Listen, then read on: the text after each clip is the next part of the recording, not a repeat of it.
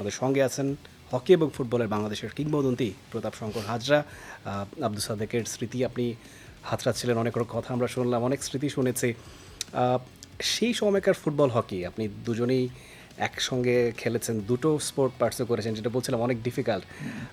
তখনকার football hockey এবং এখনকার ফুটবল হকি কোনো পার্থক্য কি দেখতে পাচ্ছেন কিনা, বা জনপ্রিয়তাও কি বেড়েছে না কমেছে? এটা তোমার কথাটা খুবই কিন্তু সবচেয়ে বড় কথা হচ্ছে আমাদের সময় কাটানোর জায়গা ছিল না খেলাধুলার মাঠ ছাড়া। জি, হয় খেলাধুলার মাঠ নাহলে সিনেমা হল।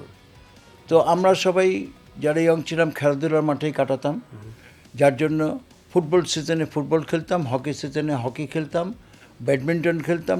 আমরা সবাই কিন্তু ভালো ব্যাডমিন্টন খেলতে পারতাম, সাদেক সুদ্দাও। তো এই যে জিনিসগুলি ছিল, কারণ আমাদের সময় কাটানোর অন্য কোনো জায়গা ছিল না। এখন তো সময় কাটানো কোনো ব্যাপারই না।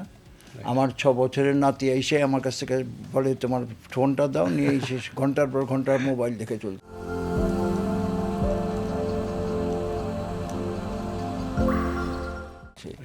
তাকে যখন বলি যে খেলিস না কেন, বলে না মোবাইল দেখা ভালো, মোবাইল দেখতে ভালো লাগে। তো কাজেই এখনকার প্লেয়ার্সদের আমি 3 বেলা প্র্যাকটিস করছি ফুটবল, এখনকার প্লেয়াররা 1 বেলাই করে না ঠিক মতো। কী করে আসবে? Training makes a man perfect. একটা সময় মনে হতো যে বাংলাদেশ হয়তো খুব শীঘ্রই বিশ্বকাপে পার্টিসিপেট করতে পারবে, যদিও তখন 24 দল 16 দলের বিশ্বকাপ হতো, এখন সেখান থেকে 32 থেকে 48 দলের বিশ্বকাপ হচ্ছে। না, আমি একটা কথা বলি এখানে বিশ্বকাপের ব্যাপারে। বিশ্বকাপ কিন্তু 1 বছর বা এক ইসেতে খেলা যায় না, এটা ট্রেডিশনের ব্যাপার। তো এই ট্রেডিশনটা তৈরি করতে গেলে যেই সিস্টেম দরকার হয়, সেই সিস্টেমের মনোবৃত্তি, টাকা পয়সা, গভর্নমেন্টের সদিচ্ছা কোনোটাই নেই। ব্রাজিল বা আর্জেন্টিনা যতগুলি প্লেয়ার দেখছেন সব লোয়ার মিডল ক্লাসের এবং পুয়ার ক্লাসের। ম্যাক্সিমামই আসলে সেই ক্লাসের। পেলে তো তার বাবা যদিও ফুটবলার ছিলেন, ব্রাজিল টিমে খেলছেন, কিন্তু তার খাবারের পয়সা জোগাতে হয়তো মা খুব কষ্ট করে তার দিন গেছে, ছোটোবেলায় জুতা পালিশ করছে পর্যন্ত পেলে। ম্যারাডোনা দুধের টিন দিয়ে ফুটবল খেলছে। তো এই যে জিনিসগুলি, আর পেলিরা খেলতো কাপড় পেঁচিয়ে ফুটবল বানায় ফুটবল। আমাদের এইসব দিকে খেয়াল করা উচিত। আর যে সমস্ত পোর ক্লাসগুলি আছে আমাদের, যেখান থেকে যেই ক্লাস থেকে পেলে ম্যারাডোনা উঠে আসছে, সেই ক্লাসের কোনো নজরই আমরা দিই না। আমরা পেলে ম্যারাডোনার কথা শুনলাম, বিশ্বকাপের বড় কিংবদন্তি। যেহেতু বিশ্বকাপটাই চলছে, একটু করে জানতে চাইবো যে আসলে কোন দলকে সমর্থন করা হয়, তাদের খেলা দেখা হচ্ছে কিনা, কেমন এনজয় করছেন? পেলের খেলা উপরে তো কোনো খেলা, ফুটবল খেলা আমি দেখিনি। এক সময় 65-এ আমি পাকিস্তান ক্যাম্পে এবটাবাদে ছিলাম, হিল স্টেশন। তো ঈদের সময় সবাই চলে গেল, শুধু আমি একা ছিলাম, আর আমাদের কেয়ারটেকার তার ওয়াইফ এবং উনি ছিলেন। ওনার বাড়িতে আমার খাওয়া দাওয়া। আর যাওয়ার সময় কোচ আমাকে একটা ওই সিনেমার স্ক্রিন দিয়ে অপারেটর দিয়ে গেলেন, এবং পেলের খেলার এইরকম স্টাক করা ভিডিও ক্যাসেট দিয়ে গেলেন। আমি ওখান থেকে পেলের প্রায় 40টা খেলা দেখছি।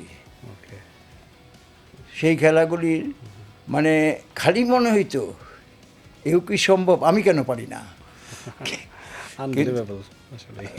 মানে চিন্তা করা যায় না। 66-এ ইংল্যান্ডে ওয়ার্ল্ড কাপ হবে।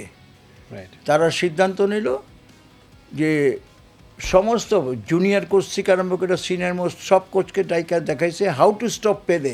প্রোগ্রামটার নামই ছিল হাউ টু স্টপ পেলে। তো হলো, তো সবাই দেখতেছে উৎসুক হয়ে পেলের খেলা। আর এক বুড়া যে সে ঘুমাইতেছে। তো জুনিয়ররা কইতেছে গ্র্যান্ডপা, প্রোগ্রামের শেষে গ্র্যান্ডপা তুমি তো ভালো পেলের খেলা দেখলা ঘুমিয়ে স্বপ্নে কিছু বলো না, তোমরা কি দেখছো? বলে হাউ টু স্টপ পেলে, তোমরা কীভাবে স্টপ করবে? তো কেউ বলতেছে এইভাবে। কীভাবে করবে তুমি? জাস্ট একটা ফিল্ম ছেড়ে দেখাইলো, 2টা ফিল্ম, যে এক ম্যাচে এক ডজ সেম ডজ দেয়নি সে, ডিফারেন্ট ডজে ডিফারেন্ট স্টাইলে সে খেলছে। তো তাকে তুমি স্টপ করবে কী কইরা? তো সবাই বোকা হয়ে গেল। তাহলে কী করা যায়? যে করে যায় এত লোকের সামনে বলবো না, সবাই চলে গেলে তোমরা আমাকে জিজ্ঞাসা করো। আচ্ছা চলে গেল পরে সে জিজ্ঞাসা করে হিট হিম, এবং সেই হিট করেই কিন্তু ইংল্যান্ডে ওয়ার্ল্ড কাপ জিতেছে ইংল্যান্ড,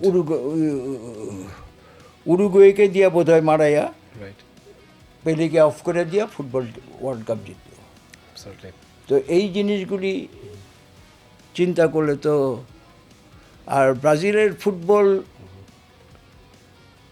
নেইমার এর কিছু টেকনিক্যাল ফল্ট আছে, আমি বলবো ছোটোবেলা থেকে একে একটু ঠিক করা উচিত ছিল। জি, ফুটবল দাঁড়ায় খেলা হয় না, দাঁড়ায় খেললে ইনজিওর্ড হতেই হবে।